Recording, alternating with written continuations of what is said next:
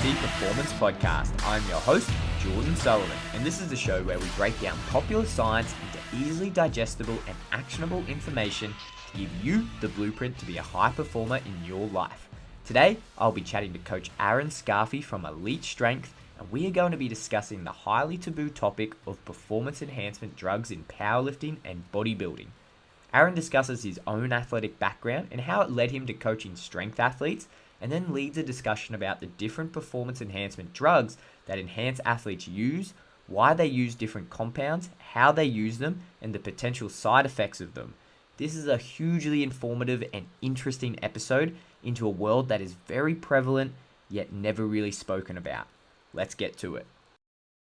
All right, welcome to another episode of the TFD Performance Podcast. This is an episode I have been very excited about doing for a very, very long time. And we've got a very special guest coming on. We've got Mr. Aaron Scafi. That is Scafi with a silent R.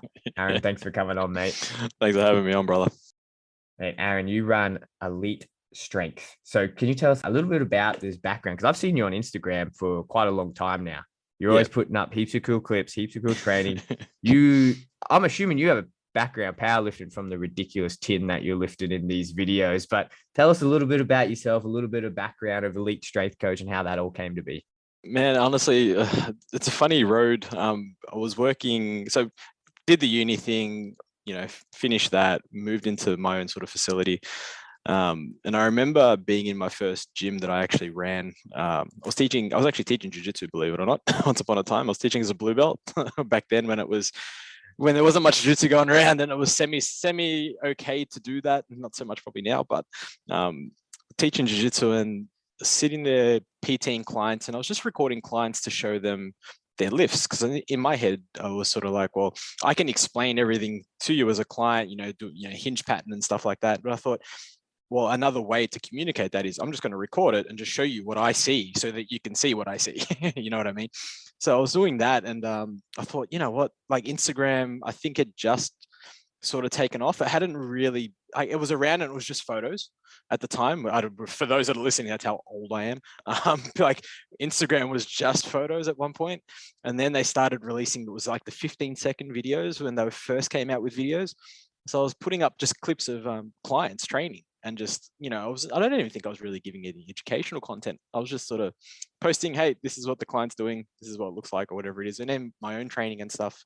And it just took off from there. And then online coaching became a real thing, probably maybe a couple of years before sort of COVID hit and everything sort of shut down, and online coaching really became online coaching. So I was fortunate enough to be fairly established online before the pandemic hit. So I was very fortunate in that aspect, because I had pretty much a full roster of clients and whatnot, from literally just posting some lifting videos of myself and clients. And then I thought, well, I should probably start providing some sort of value online and start, trying to get some education out there. So through the start of the pandemic is when I really pushed my educational side online. I was really just posting lifting, really. And it was really, if you ever look back through my Instagram posts, it was just me and clients lifting. There was nothing else to it. It was just like, so-and-so is doing a 150 kilo bench press. It's like, cool. That was it. There was nothing educational about it, if that makes sense. What was your background as an athlete? Because obviously, like, you're in there in your Instagram and you're doing insane. It's not like you just rock up to the gym. Like, I couldn't rock up to the gym and be like, hey, bro, rack up 150 and I'm going to spank it. Like, you obviously trained a long time to get to that point. Yeah, man. It's actually really funny. My background is actually ball sports. So football, soccer, tennis, taekwondo, sort of, fourth dan black belt in taekwondo. But I was really big into tennis. I played at a very high level, one below ATP. So I played in what was then known as the Satellite Tour. So I played in that for a while, and then played football, made it to, was VFL. So, the one under AFL here, played in the VFL. So yeah, it was really just ball sports. I'm a fast twitch fiber guy, I reckon. I was, which translates nicely to power output, power sports, things like powerlifting. But the thing with powerlifting is, if you look at especially the bigger guys, and even the girls that actually compete and do really well, if you look at their joints, they're quite thick. And if you look at me, my genetic makeup doesn't allow for thick joints. I'm half Aboriginal, so I got that end of the stick when it came to my genetics. So I've got nice muscle bellies, but very, very small joints, which is actually really good for bodybuilding. So that's how I transitioned into the hypertrophy stuff as of late. So the last sort of 2 years, my education was in muscle physiology, clinical physiology. So that's where I specialized in, and rehabilitation. So I went to powerlifting only because of one client, my first ever powerlifting client. She came to me with hip rehab issues. So she'd gone to a coach, got taught how to squat a certain way. It didn't work for her biomechanics, and didn't work for her structure. Hurt her hip, came to me to help recover and try and fix the hip, not so much the squat. Fix the hip and the squat. Ended up squatting 2 times body weight at like 63 kilos, and it was pretty comfortable. And she basically said, I want to express this strength and show people what I'm capable of. And I'm like, well, let's do a powerlifting comp. So just took off from there. That's how it worked. Yeah, this is completely off script, but I'm going to ask this. This is completely for personal reasons because this stuff fascinates me. And to give it a bit of background, why I'm going to ask this question, about 18 months ago, I decided that I wanted to move away from combat sports, and I decided to get into ultra endurance. And I remember going through that process and getting biomechanical assessments. And this is a guy, like, I've worked in this field for over 10 years, and it blew my mind how much I had to change my body and how much I just didn't know about a sport that I thought was just so simple. 2 feet in front of each other. And it blew my mind. You must see this all the time, because obviously, say if you're powerlifting, bodybuilding, lifting in general, just for training for any sport, it may look like you're just picking up a weight and dropping it, right? But there's so much. Look, you talk us through, say if you're like doing a biomechanical, so say for someone like doing a squat, what's that process look like where you're like, okay, I got to take this body and then get them to be able to lift this weight? 100%. So it's funny, from a biomechanical standpoint, I'm looking at efficiency. So it's like how we can move, let's say from a powerlifting standpoint, how we can move the most weight possible as easy as possible, right? Now, with that in mind, obviously we know that maximal loading and maximal efforts are never easy. That defeats the purpose, the maximal effort, right? But what I'm looking for are certain lines in a person. So it's like where the hip flexes, where the knees bend, where that bar is in relation to basically the midfoot or the shin or the knee at the bottom of a squat. You know, in a deadlift, how things are looking, how far over is your chest over the bar? Where's the armpit in line to the bar itself? Where are the arms hanging? Are you a better sumo deadlifter than you are, you know, a conventional deadlifter for powerlifting reasons? You know, benching, like arching, are you overarching? Is the arch too much? Do we have too much thoracic extension that's, you know, potentially putting your shoulders in a shit position, not a good position? You know, is your grip too wide on the bar? So all these little things come into play, but over time you just see it. And a lot of the time when I'm assessing clients, especially in person, not so much online, online's a bit more tricky, but in person, it's kind of like you're getting that 360 view. So that 360-degree view, I can walk around the person as they actually move and be like, okay, now I'm getting a full picture of what's happening. And it's like one of my biggest, and actually something that I share with Dr. Jordan Shallow a lot. We share a very similar opinion that a lot of people in the biomechanics world will draw 2D pictures for something that's not 2D. Like movement is not 2D. So it's very hard to depict like a deadlift. And you've probably seen it on a piece of paper, like a stick figure of a deadlift. Yeah. Like it's a good start. Don't get me wrong. Like I'm not against it. It's just, there is so much more that goes into that picture does not show. So yeah, I mean, I'm just looking at literally people's movement and lines, and it becomes a habit. Like I'll walk down the street and see people walking, and you can see like the inversion of someone's foot, for example. So it's like they're walking on the inside of their, you know, the arch of their foot, and you can see that the shoes are worn on the outside, and then it's like you can see how their knees cave in, and you're like, oh, okay, well, that's what's probably happening there. But it just becomes habit. That's something that blows my mind. I guess when I started, say, like in the ultra endurance, like the coach that I ended up going to, same thing. Remember, she just looked at me and she was like, yeah, like I can see from your gait that your glute medius is weak on this side. It's not firing your hips like this. And this is why you're tending to get, I was like, holy Jesus, like what, how are you doing this? But for you guys, you just must look at movement patterns all the time and just see this. Yeah, it's literally just repetition. It's like anything with repetition. The more you see it, the more you become just the more that it becomes habit, and it's just like, okay, yeah, I can pick it. And then sometimes you get a little complacent and you're like, oh, I've seen this a million times, so it's probably this. And then you don't think, oh, but it could be this as well. So there's always two sides to that coin, right? Aaron, you got a really good background in sports. Coming from someone that we work with all types of athletes, and this is something I've always had a hunch from, even I guess maybe coming through a high school system where maybe we didn't have the best coaches. And when we were in the gym, we didn't have, really highly qualified strength conditioning coaches. Is it pretty prevalent that people just learn to lift and, pick up these weights with bad biomechanics and it just carries on? Do you see that a lot in sport, or is it not so much a thing, or what's your opinion? It's interesting. It's always going to be context dependent. So sport dependent, movement dependent, and all that sort of things. But again, if we use the example of powerlifting, right? Powerlifting is not a complex sport.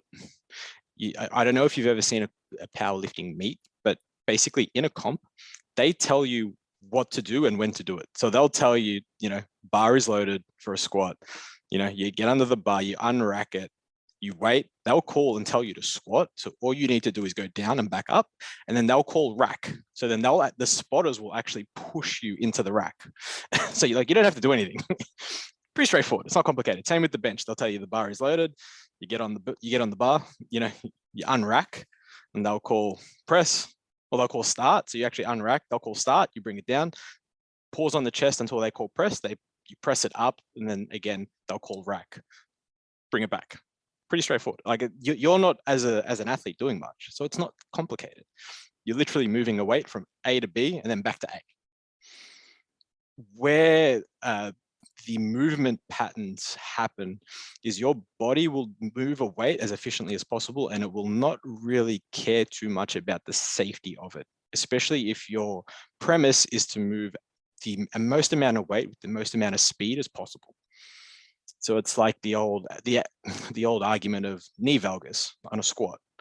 Like, some people you see, their knees don't move. They track beautifully over sort of the middle of their foot. Doesn't matter how heavy the weight is, and it looks perfect. And then you've got lifters that, like Amanda Rand in the US, who I think in the 82 or 84 kilo division, natural squats like 200 and something kg, and her knees nearly kiss. Her knees kiss, like they physically touch. She's got a wide stance, but the knees come in. She's never had a knee injury. So it's kind of like, hold on, like, what's to say what's right and wrong? It's just risks of injury are higher in certain circumstances than others. And that's really what, as a coach, I think that's my job, is to just eliminate as much risk as possible. But hey, if you're lifting tons of weight, risk is always there of injury. So it is what it is.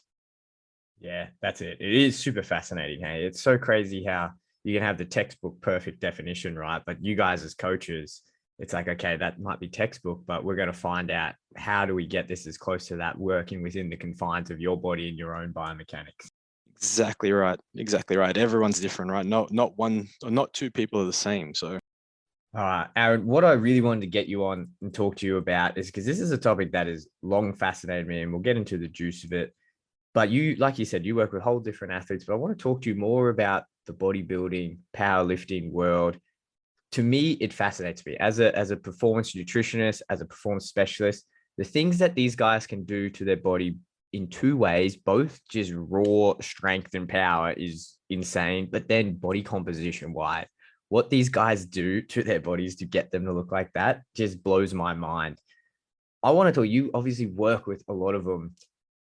What type of mindset does it take to get someone to do this, to convince them, hey, you got to go under a 150 kilo bench and you got to put that up, or you want to get your body down that lean? You've worked with lots of them. What's it like working with these guys? Are there similar traits between them? What type of mindset are they all sharing?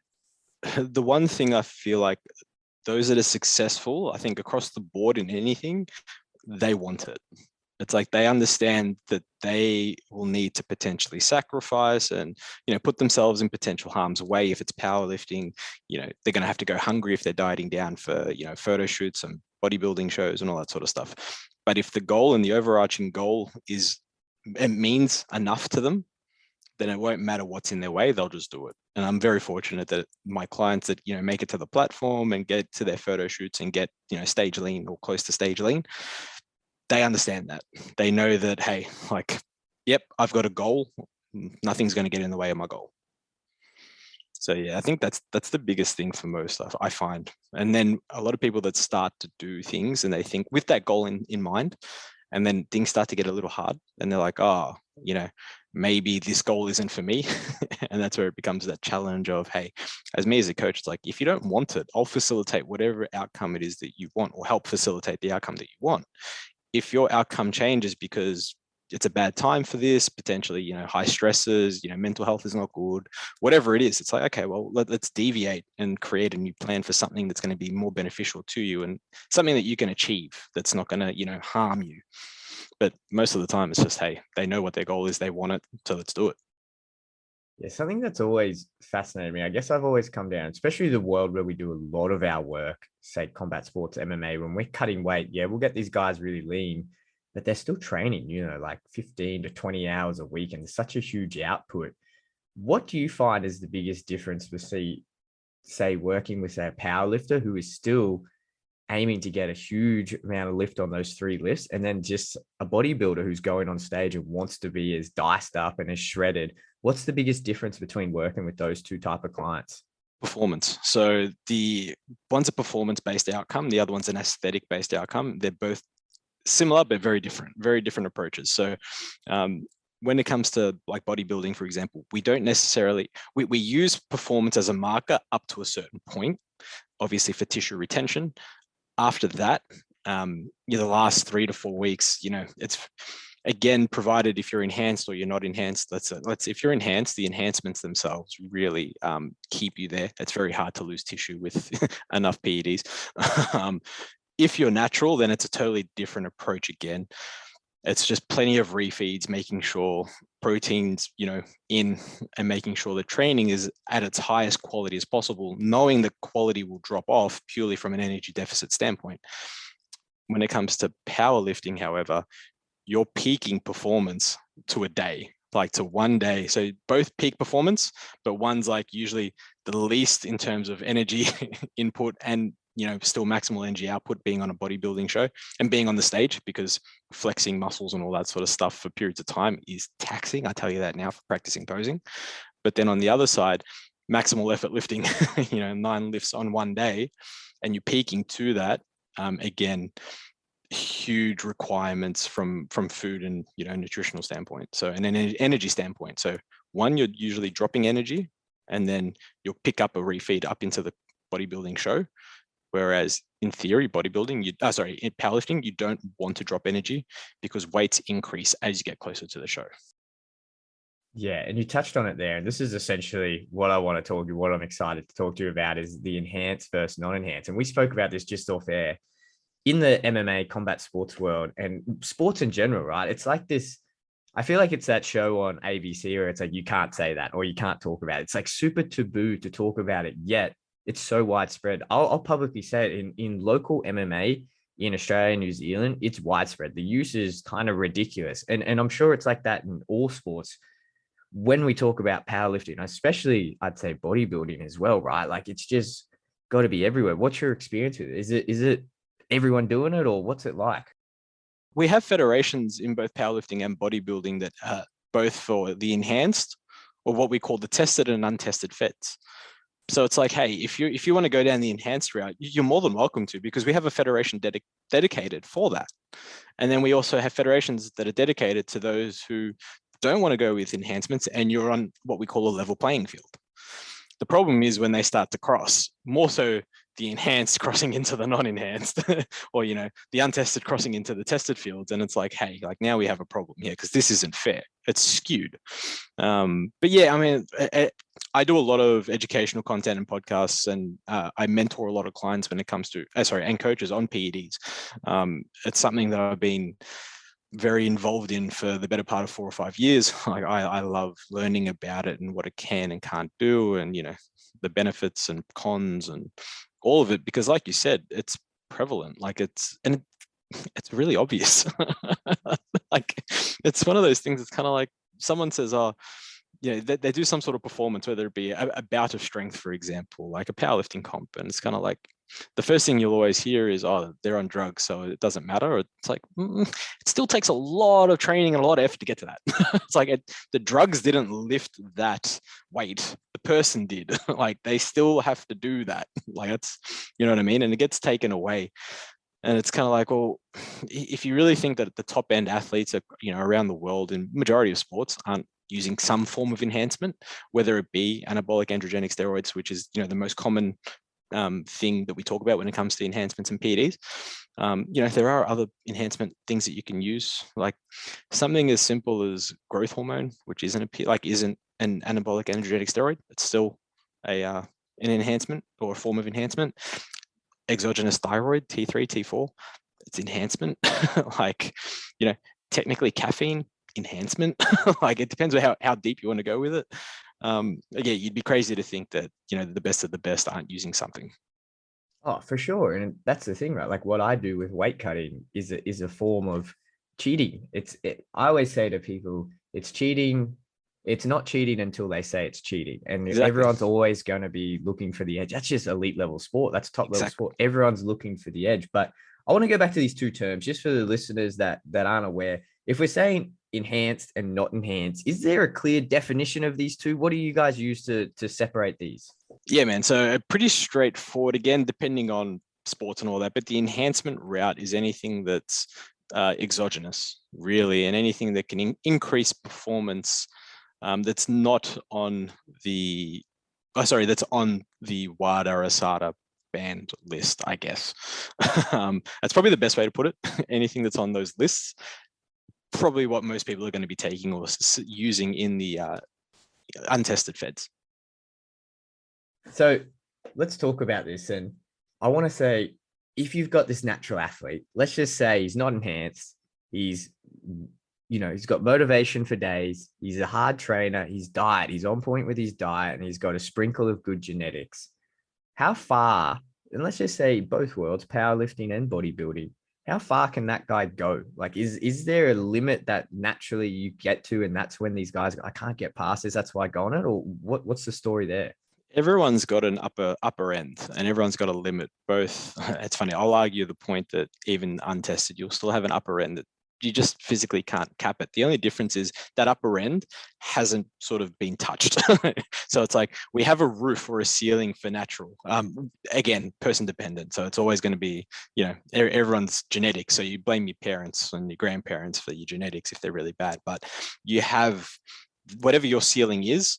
The difference with enhancement practices, usually, again, anabolic androgenic steroid practices, that ceiling just gets a touch higher. So we have more room to hit the ceiling. Now, where that ceiling is, we don't know. But me personally, I still feel there is a ceiling there. Like, you will have to hit it at some point. It's just, what do you have to do to get there? That's the question.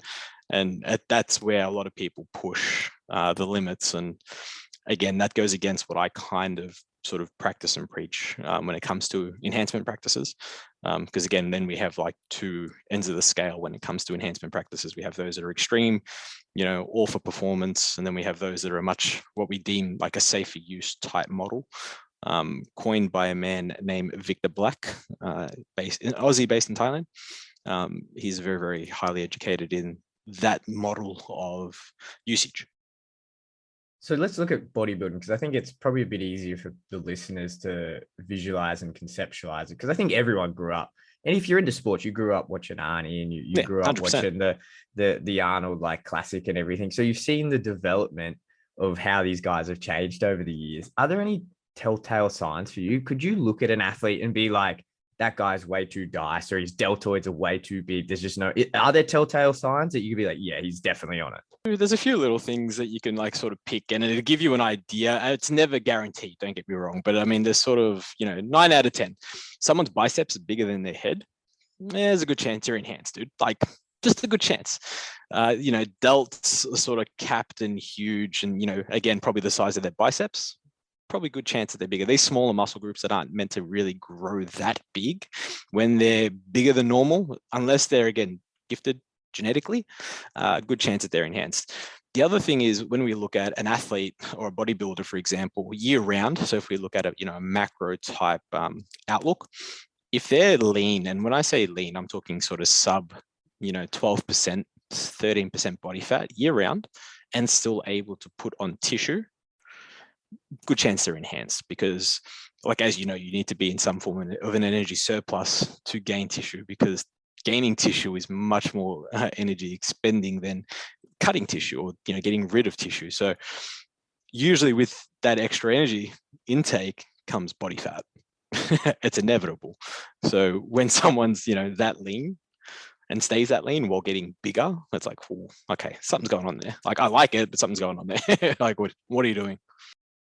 Yeah, I've often thought that, hey, it's like you can tell like the guys at the beach, and it's just like it's like the trap deltoid bicep combo, and you look at it, you just go, man, that is just, I don't care how many bicep curls you're doing, your arm shouldn't look like that. Yeah, another big one is vascularity too, especially when it's like when veins are coming out from places you don't see veins usually, unless they're quite lean individuals. Yeah, usually it's like, okay. And the other big one's like stretch marks. Like, you can, if you pick it, people have decent sized stretch marks, and you're like, oh, okay, well, you obviously went through a huge growth spurt. So either you went through the growth spurt because of puberty or whatever, or you took some form of enhancement and just grew quite big. It's like, cool. It's neither here nor there. Yeah, I remember back in the day, maybe when I just got out of high school and I went through this real like kind of bro-y science bodybuilding type phase, and me and my friends were just in the gym, and a couple of them did get on the gear, and I remember seeing one of them do that. He grew so fast. I remember him doing dumbbell flies on an incline bench, and he started going blue because he was just growing so fast that he just didn't have the vascular structures to oxygenate that part of his muscle. And I thought, wow, that's crazy. And it does happen, but I mean, I think they're the sort of smaller details that you can look for. But again, I guess my argument is always like, who cares? Like, who cares if someone's enhanced or not? Like, really, if they are, they choose to, and if they don't, or they choose to. Well, what are some of the most common substances these guys are using? Like you said, the anabolic androgenics are probably the most common ones. Can you break down a few of them? Can we go into some detail? Like, what are they? How are these guys using it? How are they cycling on and off? Like, what's the go with all of that? Yeah, so we have, it's funny, we've seen a bit of a shift in the last few years from PED usage and how it's being used. So again, I'm not sure if you've been sort of up to date with, but quite a few deaths have been occurring in the bodybuilding world. And it's really making people change and think their way through PED usage. Originally, it was kind of like, just take anything and everything and all of it. That's kind of the mentality. It's like, you need to take, this total amount per week to get big, and that needs to be made up of these 3 different compounds. And we have families of compounds. So we have, your testosterone family, which is basically the exact same or a copy of your natural testosterone. It's just exogenous. We then have a derivative of testosterone, being a DHT. It's got to do with, it's an enzyme, one of the enzymes that basically break off. And what it does is it simply binds to it fights to bind to the estrogen receptor, which is pretty cool. Because what happens is it helps you balance estrogen and testosterone. So we have this nice, neat little equation of balance, where usually if we were just to run testosterone through the roof, it aromatizes, and once it aromatizes into estrogen, the side effects of estrogen are what most guys will see. That's when you get like gyno and all that sort of stuff. We want to keep that at bay or as controlled as possible, because we still need estrogen. And I think a lot of guys, especially back in the old days, they used to like crash their estrogen. It's like, well, estrogen's great. Our body's always looking for homeostasis, right? So homeostasis being, we want a level playing field. Exogenous testosterone attacks things like the liver, the kidneys, and the brain to a point. Again, very mildly, but it attacks them. And so it's not good. So what your body does is says, hey, we're under stress here. I'm going to raise my estrogen levels, or raise your estrogen levels, because that's the protective mechanism. It protects the kidneys, it protects the liver, and it protects the brain. And that's why we have it. But we've got to keep this in balance. Because if the estrogen runs too high, it's like, yeah, while it's protecting everything else, it's then causing issues, right? Like we say, gyno, acne, and all that sort of crap. We then have the DHT family. The DHT family is really cool in that it's not so much its effects, It's its side effects, like we said, binding to estrogen and fighting to bind to estrogen receptors. So what it does is it basically controls or helps control estrogen and the aromatization of estrogen, because not as many testosterone being aromatized attaches to estrogen. The estrogen receptors. Now we have masteron. Now we have DHT, which masteron's a DHT. We have a DHT that is fighting to bind to the estrogen receptors. So it makes things a little bit more interesting and makes it a little bit more balanced, which is really cool. And then you have the 19 NORs. The 19 NORs are the drugs that most people have sort of heard of, like Tren, for example. Everyone's heard of Trenbolone, Deca, NPP. These are the sort of the most common ones to use. And they're a 19 NOR because it's the 19th chain in the chemical makeup is dropped, and they don't really aromatize, which is really cool. They do very slightly, but they work on a bit of a different pathway. They run through like a more progesterone-based pathway versus estrogen. Still have this really cool effect of, protein accretion and all that sort of stuff, but it's the side effects that you want when it comes to these families of PEDs, or these are anabolic androgenic steroids. So this is that type of PED. What most people don't realize is all three families, all anabolic androgenic steroids, produce protein. So effectively when you recover and stuff and create muscle, all at roughly the same rate. So most people think, this one's more anabolic than this one. So if I take if I take less of this, I'm still going to get the same benefits if I take this much amount. It's like, no, it's not how it works. They all do the same thing. They all build muscle at the same rate. It's just their side effects are different. And some are desirable and some aren't. So for example, in a powerlifting world, using a 19 NOR with, having a little bit more water retentive may be beneficial because you put some more fluid in the joints. Obviously, you're lifting more weight. Fluid in the joints as a cushion can help. Not good for bodybuilding because you don't want to be watery. So you may use a DHT, for example, where it's going to not so much dry you out, you're just not going to be as water retentive, but you're still building tissue and accruing muscle at the same rate as you would be on, a 19 NOR. So there's so much that goes into these little things that a lot of bro science that we've sort of killed off, and the whole drying off thing, like drying out joints, is not a thing. Like no anabolic androgenic steroids dries out a joint. It's not how it works. It's just that we have some that are more water retentive because of its chemical makeup, and others that aren't. They don't dry you out necessarily. So for those family of the anabolic androgenic steroids, so all of them are going to increase your protein, which is going to be good for growing muscle. What about on the other side, like we spoke about a bit earlier with the fat? What role are these guys having with your body's ability to mobilize and use fat stores? So you wouldn't use necessarily an androgenic anabolic steroid for fat mobilization. We do have lipolytics.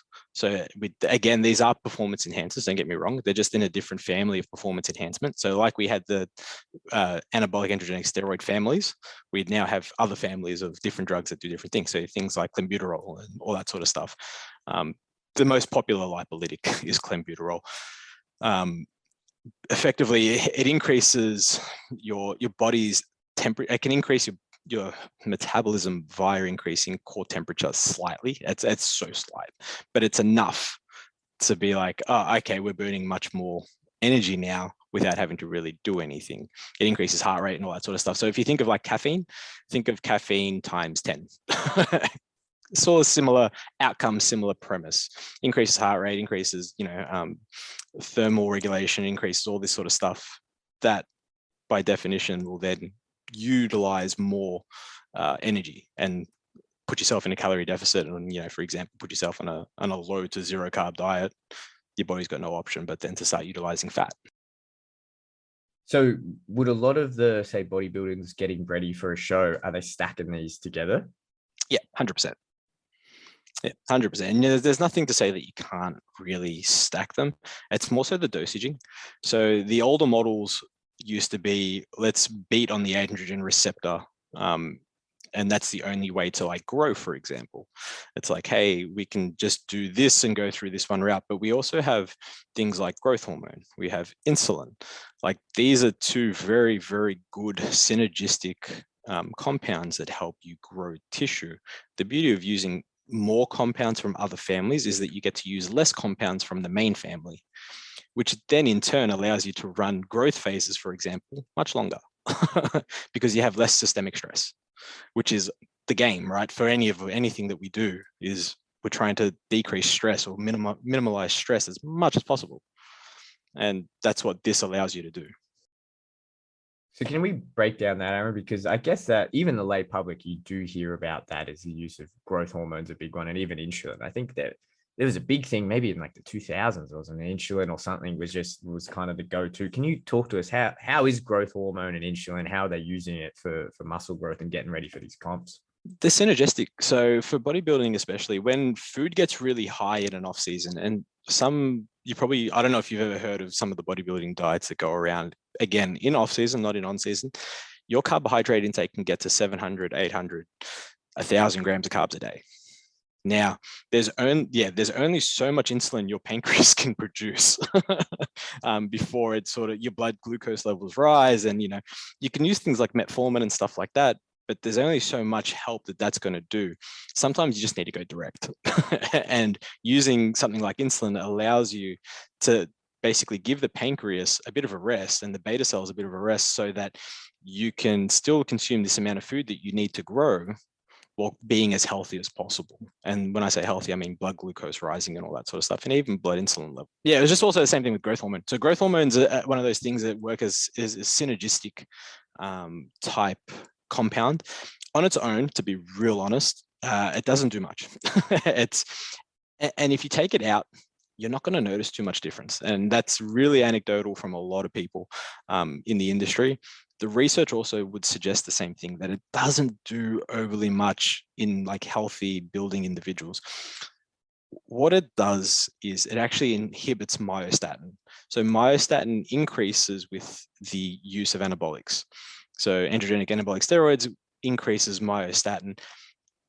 Because you're in a higher myostatin position, we'll call it physiologically, introducing growth hormone then also inhibits myostatin. So myostatin is basically that little hormone that tells you it switches off protein accretion in protein synthesis. So what it does is it basically says to the body, okay, time to stop recovering, time to stop accruing protein or amino acids to build muscle. If you turn that off and basically inhibit it, it's just like, well, what's the level of muscle growth we can get to? So basically, it's a little thing that tells your body to, okay, stop growing. Stop growing is what myostatin will do, and what growth hormone will do is inhibit it and say, we don't want you anymore. We just want to keep growing until we die. What's the cow that they do and they strategically bell cow.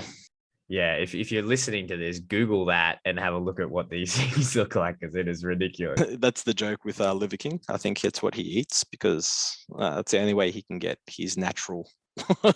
People call him natural. It's like, unless he's eating bell cows, because exactly, he's a very large human. But yes. So Aaron, with all this, so is it essentially a game? Like you said, you want to try as best as possible to keep this homeostasis in the body. Are you just trying to target different systems within the body and keep the stress lower? So you might do, say, a cycle of the DHT, and then you might swap over to the 19 NORs, and then maybe in the off season you're using the insulin to try and keep the overall stress down. Is that the game? You're trying to just tax these systems differently? Yeah, so I think the overarching thing is the goal. So whatever that goal is, and then how to best utilize these pathways to achieve your goal with as minimal stress as possible. Now, it also comes down to, access and all that sort of stuff. And there's so much that goes into the back end, but effectively, yeah, it's like if we can stimulate more less, we still get some pretty good some growth while being in a relatively healthier situation than we were if we were to beat down on just one pathway alone. Now, I'm thinking of this, my physiology mind is flicking on. Now, obviously, if you've got clients and they're working with you, you're super knowledgeable. Like you're incredibly knowledgeable about this. And it's like taking your medication under the guidance of a doctor, right? Like Panadol can be very effective for getting rid of a headache, or it can kill you if you take too Yes, much. exactly. I'm struggling to see with this level of detail how just Johnny from the gym who goes up and I don't know, gets a cycle. How is he managing this? Like, how is he managing this? Like, what I'm really getting at is if he just goes in and he's just pumping cycles and he's doing this for months on end, surely he's throwing that homeostasis so badly out of whack and all of these downstream effects. It's not like our body just works in individual systems, right? Like you might be putting these anabolic androgenics in to grow muscle, but what's happening to your liver? What's happening to your organs, your kidneys, and everything? So what's going on in that instance? Yeah, man, it's funny. So the shift in education is a big thing.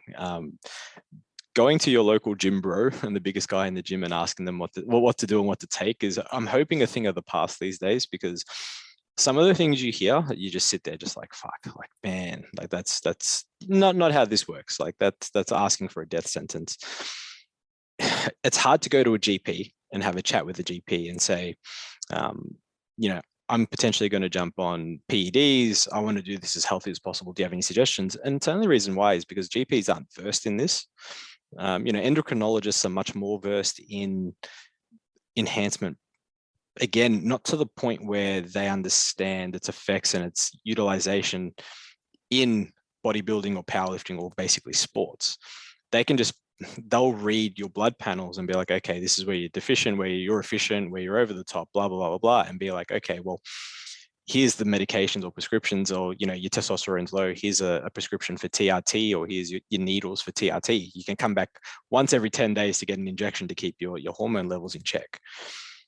That's sort of the level that they go to. But we have this world where all this stuff happens. Like, we know that all this stuff happens, and it's like, who do you trust and who do you go to listen to the right information? Because then there's so much misinformation from people that think that they know what they're talking about. And it could be people listen to me talk and they're like, man, he's got no idea what he's talking about. And it's like, hey, if you've got a better way to do this or a safer way to do this, cool, let me know. Like, I'm happy to learn.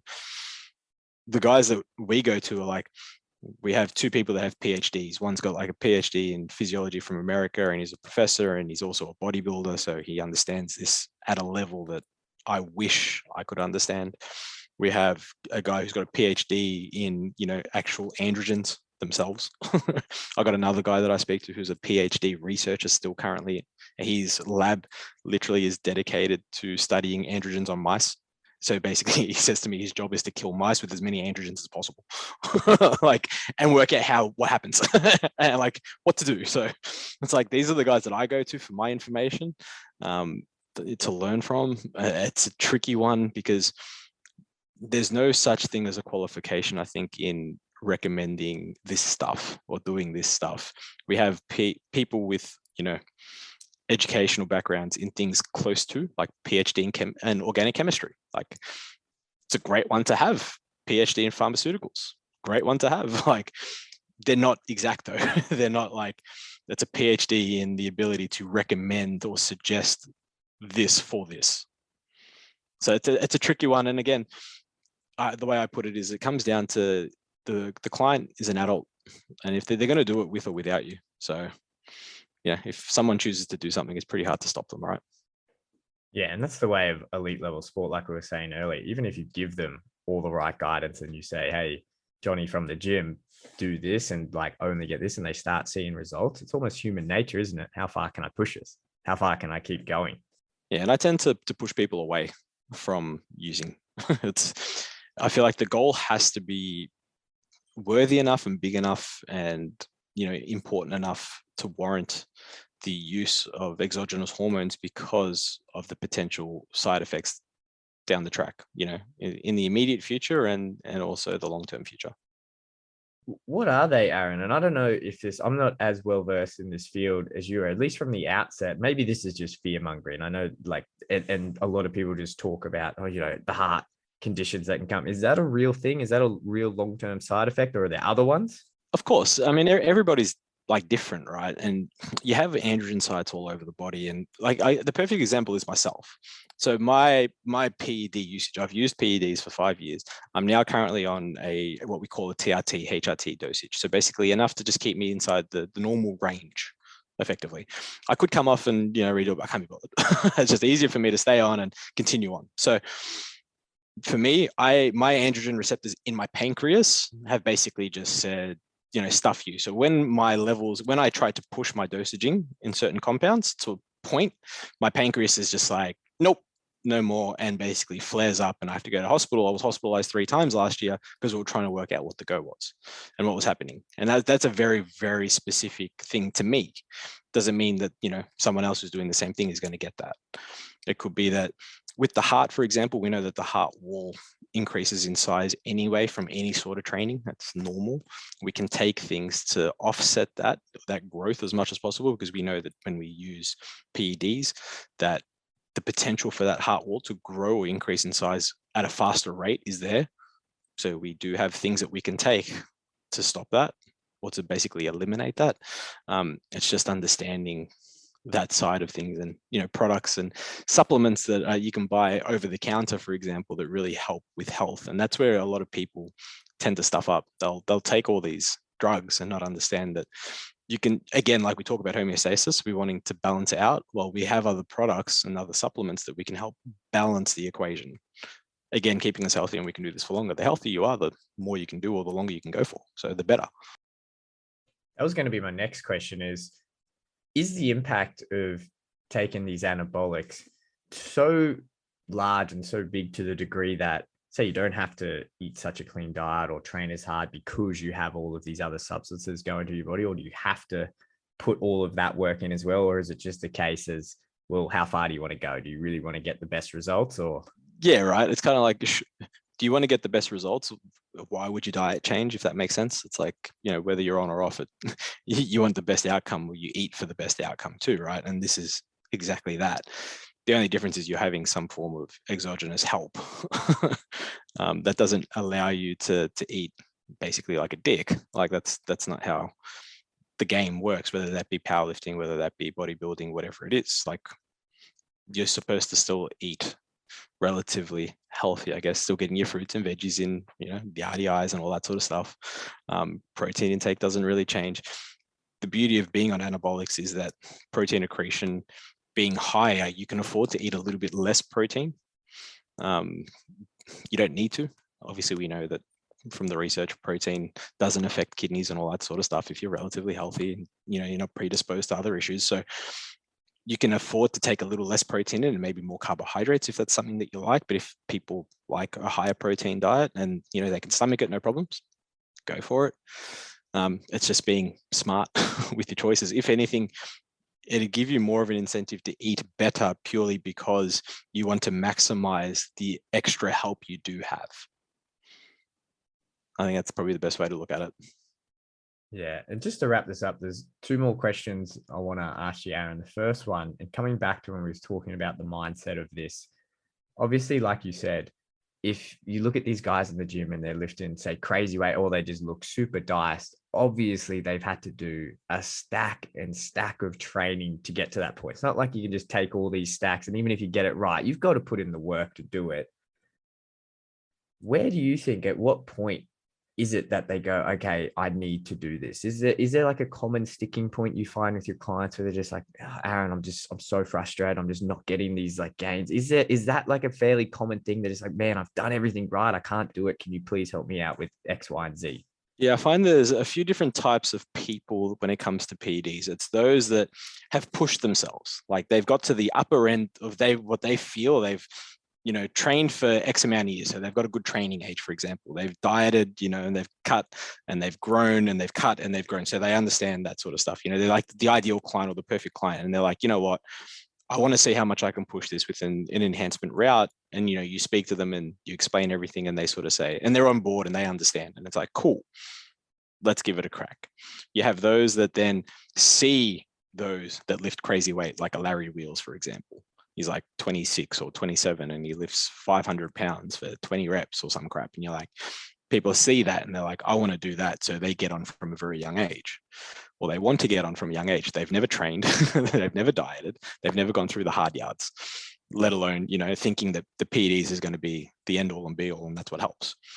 And then I find you've got coaches. So like myself, for example, I started PEDs because I had so many questions from clients about PEDs and I'd never done them. So I'm like, well, best way to go learn is go find someone and then learn from them and start using them. So then we also have that route of coach who's like, well, I'm wanting to experiment or try these and see what it's like because I'm getting a lot of questions and, blah, blah, blah, blah, blah. And you're just passing that knowledge along. So I find they're the three sort of camps that we have mostly. I said I'd ask you two more, but I just thought of another one. So say the last one. I often have this conversation in the nutrition world, not that we delve too much in the bodybuilding, but with other dietitians, nutritionists, performance people in that space. And they often talk about, you get a lot of these athletes or whatever, and a lot of them are coaches themselves, right? Like, and that's how they make their income, is from training and being on Instagram and coaching and whatnot. What are your thoughts on them, say, promoting, training programs, diets, whatever, for people who are not on the gear, who are not using these substances? Is it like a level playing field? Say, Aaron, if you're training this much and you're taking all of this and I come along and go, I want to look like Aaron, I'll take your advice. Do you think there should be some type of warranty of like, hey man, like, yes, these are the basic principles, but you should know that I am taking X, Y, and Z? Is that something that we should promote or no? Or what are your thoughts? It's a funny one. I find that those that are promoting business online through their own social media accounts, and they're promoting themselves as a coach or a client, whatever, usually a coach posting all these photos and don't sort of talk about it, explain it, or if they get a comment about it, or if someone messages them and they don't explain that side of things, then it's kind of like false advertising. Like, I'm very, very, I can only speak personally, and even the people that I have around me that are coaches and that use enhancement practices, like, we're very open. I wouldn't want someone coming to me and saying, oh, I want to lift what you lift, or I want to do what you do. Don't get me wrong, my lifts or my physique are not impressive whatsoever, but I wouldn't want someone coming on and saying, hey, I want to do what you do. And me saying, well, it's just diet and exercise, because it's partly that, but obviously I have other things in place, and I'd be the first one to say, hey, I'm on this, or I do this, but for you right now, we're just going to get you training and eating first. Let's find some consistency, and then we can talk about the other stuff later if there's something there for it. But I always tend to push most people away from it. I don't encourage the usage, because I think the usage needs to be warranted. It needs to really be worth the risk. Yeah, it's brilliant. I think you're going to pretty much just answered this last question with that. But last one, if someone did come to you and they message you, they listen to this and they go, you know what, I've been thinking about for ages. Aaron's my guy. Hey, Aaron, I want to start trying. What advice would you give them, to anyone who is like really curious about this and wants to get into it? Yeah, it's a funny one. If it's a curiosity, if they're just a client, not a coach, and they're curious about it, look, you can, provided they're healthy. So they have to be healthy. They have to have a good training age to work with me. That is, they have to have a good training age, have experience in dieting. So whether that be, following an actual diet themselves, or, tracking their macros and that sort of stuff, and understanding how that works, and, getting blood work. There's so much that goes into that, making sure that they're healthy on the inside. We can talk about maybe doing a very, very small, low dose type scenario. I still wouldn't encourage it. But again, I'd rather have them in the position of being healthy and, in the best situation possible, where they can start doing it, versus being in a very poor position and then they do it. And it's kind of like, well, that's just going to, exacerbate those, or potentially exacerbate those issues. It's a funny one. I've had more consults where I've pushed more people away than I have taken on board, if that makes sense. And clients aren't, like, the consults aren't happy with it, but it's kind of like, hey, like, I don't personally see a reason for you to work with me, because your goal or the reasons behind you wanting to use don't match you as a person right now. And it's mostly just people that have never trained or dieted before, really, and they just want to get really strong really fast, like, or really big really fast. That's the most common one I get. So it's kind of like, nah, I'd rather you go off and train, and you know what, they're probably going to go to a coach who will just take them on board and take their money, and it's kind of like, I'm not that coach. Yeah, that's awesome to hear, man. If people listen to this and they go, man, Aaron is the guy, which you are, you're the guy. If you want to do this, I highly encourage everyone listening, reach out to Aaron. If they want to do that, best way to get in contact with you, what is it? Elite Strength Coach on Instagram. I've got my page on there. You can do a consult. You can join as a client. I've got a couple of spots still left, but mostly just consults, and DM me, and I'm usually pretty good with answering messages and stuff. That's really it, man. Just Instagram. That's how I roll. Yeah, thank you so much for coming on. That's an awesome. That's the first episode I've done in quite a long time where my mind's kind of just gone and just exploded that hard. But that's really cool. I appreciate it, man. Thanks for having me on. Appreciate it. All right, man. I'll no doubt ask you to come back on once I get a million other messages with a million other questions about this. But thanks so much, man.